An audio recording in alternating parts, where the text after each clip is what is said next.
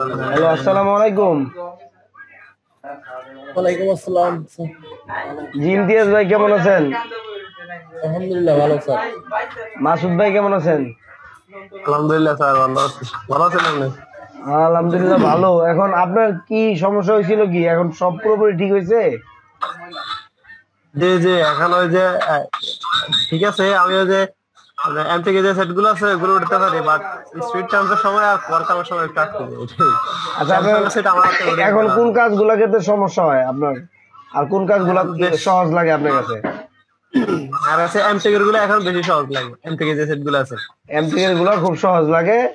আচ্ছা, আর এমটিকে কয়টা করছেন এখন পর্যন্ত? এমটিকে এখন পর্যন্ত 2টা 3টা আইসি চেঞ্জ করছি, একটা মোট 4-5টা করছি আর কি। আলহামদুলিল্লাহ ভালো। সবথেকে কঠিন গুলো এমটিকে, বুঝছেন?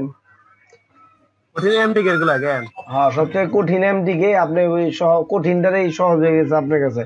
যাই হোক, আমরা কয়টা কোয়েশ্চেন নিয়ে আলোচনা করছি, কয় নম্বর পর্যন্ত? 3 নম্বর পর্যন্ত। 3 নম্বর পর্যন্ত খাইছি। ইমতিয়াজ ভাই, কয় নম্বর পর্যন্ত লাস্টে আলোচনা করছিলাম? ঠিক মতো মনে নাই। আচ্ছা ইমতিয়াজ ভাই, আমরা মনে হয় 4-5 নাম্বার কোয়েশ্চেন পর্যন্ত আলোচনা করছিলাম। এতেই মনে করেন এমটিকে মাসুদ ভাইয়ের কাছে সহজ হয়ে গেছে, করতে পারতেছে। 4-5টা করছে, একটা পরিবর্তন করছে আইসি। পরিবর্তন করাটা সবচেয়ে ডিফিকাল্ট। এটা যেহেতু করতে পারছেন, তাহলে বাকিগুলো করতে পারবেন। আর ইমতিয়াজ ভাইয়ের কাছে কাজের অভিজ্ঞতা কিরকম সেটা বলেন। কি ভাইয়া? আপনার কাছে কাজের অভিজ্ঞতা কিরকম, মানে কিরকম কাজ করতেছেন? কম বেশ করছি, কয়েকদিনে কয়েকটা করছি। দুইটার মনে আইসি চেঞ্জ করছি, দুইটা আইসি চেঞ্জ করে ওকে করতে পারছি। তাই? আর আর অন্য দুই একটা বাদ দিয়ে দিছি মেজাজ খারাপ করে। এই যে এগুলা আর কি জট বানাইছি, জট বানাইলে হয় না আসলে। এক চান্সে যে কাজটা হয়ে যায় ওটাই পারফেক্ট কাজ। ওই বাড়তি ঝামেলা করতে গেলেই ঝামেলাগুলো বাজে। যাই হোক, আলহামদুলিল্লাহ 2 সেটটা করছেন, এটাই আলহামদুলিল্লাহ। বাকিটা হচ্ছে আস্তে আস্তে বুঝবেন। আমরা এনে 4-5টা কোশ্চেন নিয়ে আলোচনা করছি, তাতে যেহেতু এতটুকু করতে পারছেন, তাহলে ইনশাল্লাহ বাকি আলোচনা করলে আরো ভালো করতে পারবেন।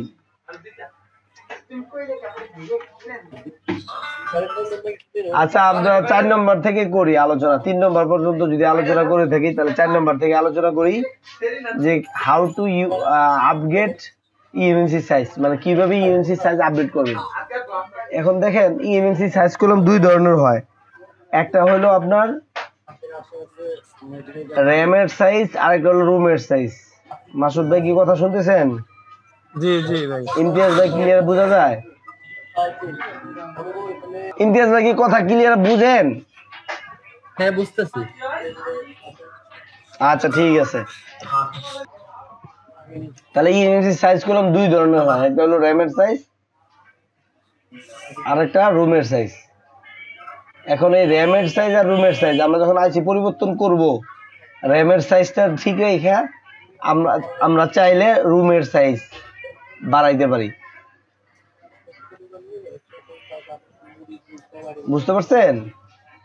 হ্যাঁ স্যার, র্যাম বাড়তি বাড়ানো যাবে না, কমানো যাবে না, কিছুই করা যাবে না। স্টোরেজ বাড়তি থাকলে কোনো সমস্যা নাই, কম থাকলে একটু সমস্যা। জি রাইট। কমলে তো ফাইলই ঢুকবে না। আপনি যে ফাইল দিয়ে ফ্লাশ করবেন সেইটুকুই তো ঢুকবে না। কারণ একটা ইএমএমসি তে যতটুকু স্টোরেজ থাকে, ফ্লাশ করার পরে অপারেটিং সিস্টেমটা ঢোকার পরে বাকি যতটুকু থাকে অতটুকু কাস্টমার স্টোরেজ হিসেবে ব্যবহার করে। তাহলে আপনি যদি কমায় দেন, তাহলে তো ওই ফাইলই ঢুকবো না, মূল ফাইলই ঢুকবো না, মোবাইল চালু হবো করতে। মাসুদ ভাই বুঝছেন বিষয়টা? জি জি বুঝছি। বলেন তো কি বুঝছেন? স্যার ধরুন আপনি 64 জিবির, হ্যালো স্যার। হ্যাঁ বলেন, ইমতিয়াজ ভাই বলেন। ধরুন 64 জিবির মনে করেন আপনার রোমের সাইজ আছে, তাহলে যদি আমি 32 লাগাই তাহলে তো ফাইলটা তো ঢুকবে কমসে কম না, তুমি কি সেটাই রান হইব? জি সেক্ষেত্রে রান হইব। হ্যাঁ রান হইব, কারণ হচ্ছে 32 জিবি তো আর অপারেটিং সিস্টেম থাকে না। ফ্ল্যাশ ফাইল তো আর 32 জিবি থাকে না। তাহলে কি হবে, কাস্টমার স্টোরেজটা কম পাইবো। ওটা কম পাইলেও সমস্যা নাই, মানে আমাদের সেটটা রান হইব, এটা হচ্ছে মূল দরকার। হ্যাঁ হ্যাঁ হ্যাঁ, এই তো বুঝছেন। 5 নম্বর হচ্ছে বিজিএ কি। হ্যাঁ, what is BGA and how to identify BGA of image. BGA কি এবং কিভাবে বিজিএ আমরা শনাক্ত করব। একটা আইসিতে যতগুলা বল থাকে, 29টা 39 49। মাসুদ ভাই স্যার এটা নিয়ে আমার একটু কনফিউশন আছে। আপনি একটু ওই সাইড টক থেকে মানে অন্য জায়গায় কথা বলা থেকে আধা ঘন্টা সময় এদিকে মনোযোগী দেন। আধা ঘন্টা পরে আপনি সারা রাত কথা বলেন, কাজ করেন, ঠিক আছে? জি আচ্ছা। আচ্ছা, তাহলে একটা বিজিএ মানে হইতেছে 3টা অক্ষর বিজিএ। বিতে বল, জিতে গার্ড, এতে অ্যারো। বল, গার্ড, অ্যারো। একটা আইসিতে যতগুলা বল থাকে তার বিজিএও ততগুলাই হয়। যেমন যে আইসিতে 221টা বল আছে ওই আইসিকে আমরা 221 বিজিএ বলি।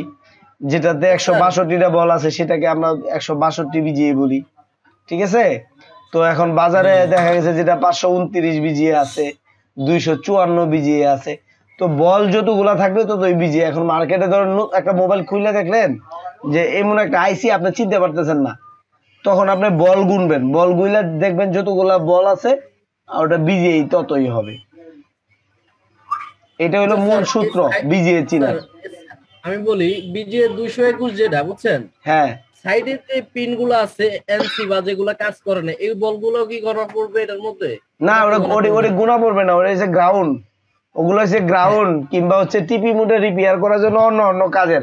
ওই বলগুলা কাজ করে হচ্ছে কোম্পানি যখন আইসি বানায় তখন ওটার ভিতরে কোম্পানি, এক কথায় হ্যাঁ, ওই লাইনগুলো আমাদের কোনো কাজের না। ওগুলা কোম্পানি যখন ম্যানুফ্যাকচার করে, তৈরি করে উৎপাদন কারখানায়, তখন ওই জায়গায় অপারেটিং সিস্টেম তারা ওই লাইনগুলা দিয়ে দেয়। আচ্ছা, তাহলে স্যার এটাই বুঝছি আমি। এটার জন্য একটু কনফিউজ ছিলাম যে সাইডে যে বলগুলো আছে এগুলা কি গোনা লাগে নাকি লাগে না, তাহলে তো বিজিএ 200 জি, তাহলে ইনশাআল্লাহ এখন ক্লিয়ার। হ্যাঁ, এটাই মানে একটু কনফিউজ ছিলাম। আচ্ছা, তারপর হচ্ছে র‍্যাম রুম কিভাবে আমরা খুঁজে বের করব। How to identify RAM and ROM of eMMC। কিভাবে আমরা একটা র‍্যাম রুম থেকে, আইসি থেকে, eMMC থেকে। eMMC মানে তো জানেন, এমবেডেড মাল্টিমিডিয়া কার্ড। এখন সেটা UFS স্টোরেজও হইতে পারে কিংবা হচ্ছে eMMC স্টোরেজও হইতে পারে। তাহলে এখন এটার ভিতর থেকে আমরা র‍্যাম রুমটা কিভাবে বের করব। আমরা যখন আইসি খুইলা বক্সে লাগায় আইডেন্টিফাই দেই, তখন বললাম বক্স থেকে আমাদের র‍্যাম দেখায় না, শুধু রুম দেখায়। ইউজার ডাটা এরিয়াটা দেখায় যে এটা রুমটা কত আছে এটা আমরা দেখতে পারি, কিন্তু ওই আইসির রুম কত, র‍্যাম কত, এটা গুলো বক্সে আমরা দেখতে পারি না। পারি না। তাহলে একটা আইসি যদি আপনার হাতে দেওয়া হয় তাহলে আপনি বুঝবেন কেমনে যে এটার ভিতরে র‍্যাম কত, রুম কত। এখন দেখেন প্রত্যেক জি পার্ট নাম্বারের সহযোগিতা নিতে হবে। প্রত্যেকটা আইসির উপরে একটা সিরিয়াল নাম্বার থাকে যেটাকে পার্ট নাম্বার বলা হয়। এই পার্ট নাম্বার দিয়ে আপনার ফন মাইক্রো ডিবি সফটওয়্যারের ভিতরে সার্চ দিলেই আপনারা পেয়ে যাবেন। আপনাদেরকে প্রথম ক্লাসে যে ভিডিওটা আমি দিছিলাম, eMMC, MCP এবং হচ্ছে UFS, এই তিনটার ভিতরে পার্থক্য এবং কেন পার্থক্য হইলো এটার উপরে 1 নম্বর যে ক্লাসটা ভিডিও আকারে আপনারা পাইছেন, ওই ক্লাসে দেখানো হয়েছে যে কিভাবে হচ্ছে আপনারা ফন মাইক্রো ডিবি এই অ্যাপ্লিকেশনটার মাধ্যমে র‍্যাম রুম সার্চ দিবেন। যদি মনে না থাকে তাহলে আবার ওই ভিডিওটা প্লে করে দিয়ে দেখেন, আপনাদেরকে ডাউনলোড লিংক দেওয়া হয়েছিল। ওটা থেকে কি পার্ট নাম্বারটা আমি মানে যেটুকু মনে নেই করবে, মানে পার্ট নাম্বারটা নিয়ে ওই জায়গায় সার্চ দিলে কি এটা র‍্যাম বা র‍্যামটা দেখাই দিবে নাকি স্যার? জি জি জি, দেখাই দিবে। আচ্ছা, ওইটা আমি এখন গুগলে সার্চ দিয়ে দেখতেছিলাম, এটার জন্য একটু ঝামেলা হইতো। ওই অ্যাপ্লিকেশনটা ডাউনলোড করে নেবেন তাহলেই হবে, এটা ফ্রি অ্যাপ্লিকেশন। আচ্ছা, তারপর হইছে what is BCC, BCCQ, clock, bit, voltage, frequency bus. BCC আর বিসিসিকিউ এইটা হচ্ছে ইউএফআই বক্সে থাকে।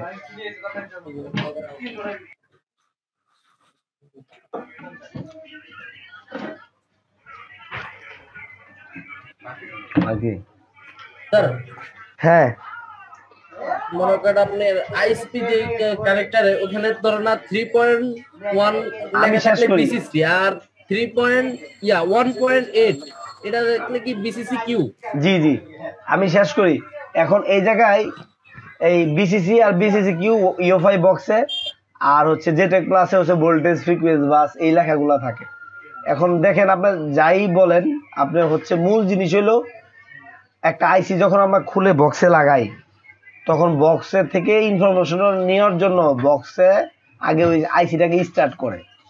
স্টার্ট করার পরে তারপরে ভিতরে ইনফরমেশনটা আমাদের বক্সে শো করে, সেটা জেটেক প্লাস হোক কিংবা ইউএফআই বক্স হোক, যে কোনো কোম্পানি হইতে পারে, আরো অন্যান্য ইএমএমসি বক্সগুলা হোক, সমস্যা নেই।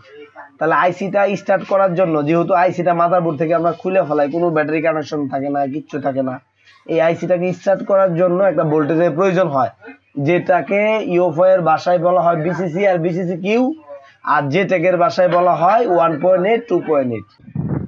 মাসুদ ভাইয়ের হচ্ছে একটা সমস্যা ছিল, ইমাম একটা মোবাইল চাইনিজ, এই মোবাইলটা উনি করতে পারতেছিল না। তো কি প্রবলেম ছিল প্রথমে আমি দেখাই। প্রবলেমটা ছিল হচ্ছে উনি হচ্ছে আইসি রিপেয়ার করার পরে ফ্লাশ নিত না, এরকম আপনার 4032 4032, তারপরে ইনেবল ডিলম ফেল, এই বিভিন্ন ইরর আসতো এসপি ফ্লাশ টুলে, এবং হচ্ছে অনেকবার পার্টিশন করার পরেও হইতেছিল না। তো উনি এক পর্যায়ে অনেক ডাম্প ফাইল খোঁজাখুঁজি করছে, এই জায়গায় সম্ভবত ডাম্প ফাইল চাইছিল। ডাম্প ফাইল আছে না আপনাদের? আমার একটা ডাম্প ফাইল প্রয়োজন ছিল ভাই, একটা ডাম্প ফাইল আমার দরকার, আমি টাকা দিয়ে কিনে নেব না তো। তার মানে উনি আমাকে বলতেছে যে ভাই প্রয়োজনে একটা ডাম্প ফাইল কিনে নিব টাকা দিয়া, তা আমার একটা ডাম্প ফাইল দেন। মানে অনেকের ভিতরে একটা ভুল ধারণা আছে যে মনে হয় মানে ডেডবুট যখন রিপেয়ার না করতে পারে কিংবা না হয় তখন মনে করে ডাম্প ফাইল লাগবে, ডাম্প ফাইল ছাড়া হচ্ছে না। আসলেও যারা না পারে কিংবা না হয় যেটা, সেটা ডাম্প ফাইলেও হবে না।